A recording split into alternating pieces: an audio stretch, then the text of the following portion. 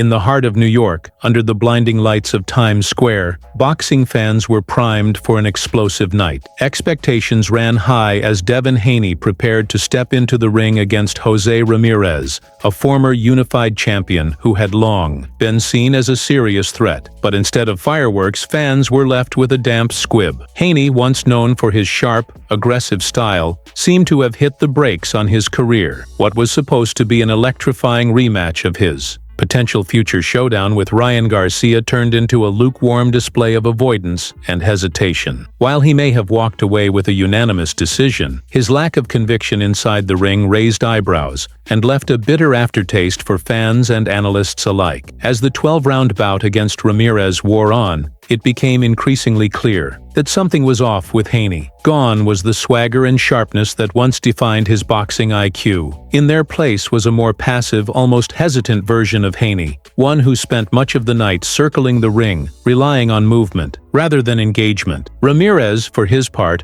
pressed forward relentlessly, but his lack of foot speed prevented him from cutting the ring off and landing meaningful punches. Haney's movement was frantic, yet devoid of purpose, and the contrast between his performance against Ramirez and the fighter who had previously dismantled big names like Vasily Lomachenko and Jorge Linares was stark. The result? A fight that felt more like a survival tactic than a championship bout, leaving everyone asking what had happened to the man who once ruled the lightweight division with confidence. Despite the victory, the statistics painted a grim picture. Haney's punch output was pitiful by professional standards, just 224 punches thrown over 12 rounds, landing a mere 70 of them. To put this in perspective, even fighters known for their defensive skills and conservative approach tend to throw more. This wasn't just a boring fight, it was a fight where Haney looked disconnected, almost as though he had lost his fire. His performance set a new low, ranking as one of the least active fights in CompuBox's history, an alarming statistic for a fighter who was supposed to be at the peak of his career. Critics immediately jumped on this lackluster showing,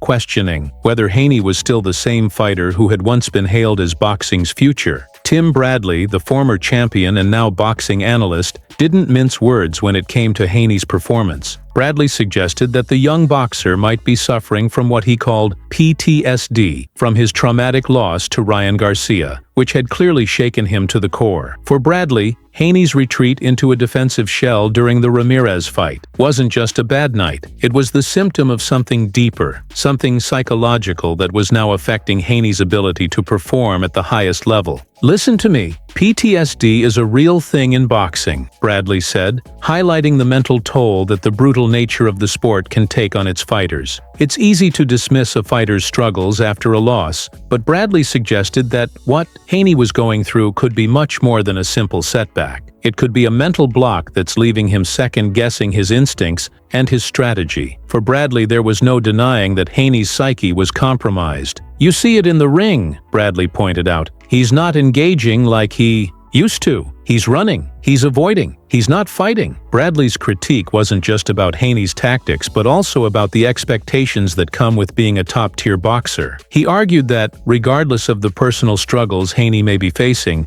the millions of dollars at stake demanded more from him. "You're getting paid millions to entertain, to fight, not just to win, but to put on a show," Bradley asserted, emphasizing that boxing at its core is about delivering excitement for the fan. And in Haney's case, that excitement was missing. Haney may have won, but the fight felt like a letdown, and the fans were quick to voice their displeasure. The ringside crowd, who had paid top dollar to see a world-class boxing match, were left frustrated by what they had witnessed, and those watching on DAZN PPV were no better off. Even though Haney pocketed a hefty $10 million for the fight, the performance didn't justify the price tag. To many, it seemed as though Haney was just going through the motions, reluctant to take risks or make a statement. This wasn't the fighter that boxing fans had grown to admire, and this wasn't the fighter that fans had paid to see. The contrast between Haney's previous performances and his outing against Ramirez was undeniable. For those hoping to see a rematch between Haney and Ryan Garcia,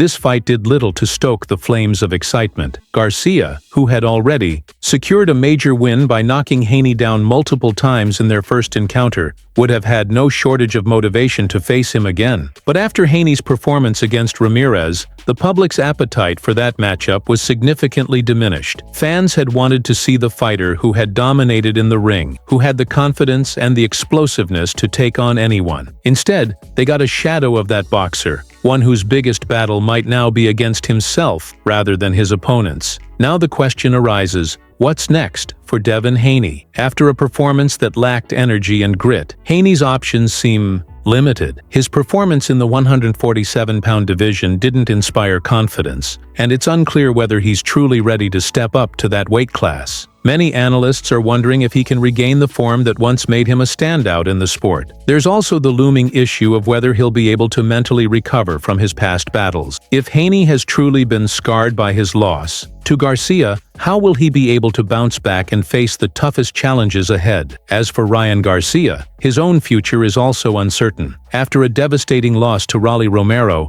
Garcia must rebuild his credibility in the sport. It's hard to say whether he'll return stronger or if he will falter again. A potential rematch with Romero would offer Garcia the chance to regain his confidence and demonstrate that he's not finished just yet. But after witnessing his hesitation in the ring, it's unclear whether he has the mental fortitude to make a real comeback. In the world of boxing, mental strength is just as important as physical prowess. Haney and Garcia are both at a crossroads, each facing their own battles, internal and external. The question now is whether they can overcome their struggles and once again rise to the top. Only time will tell if Haney can shake off his mental demons and return to the form that once made him a feared competitor. Likewise, Garcia must prove that his loss to Romero was a fluke and not the beginning of a downward spiral. If they can't find their way back, the boxing world may have already moved on, leaving them behind in the dust.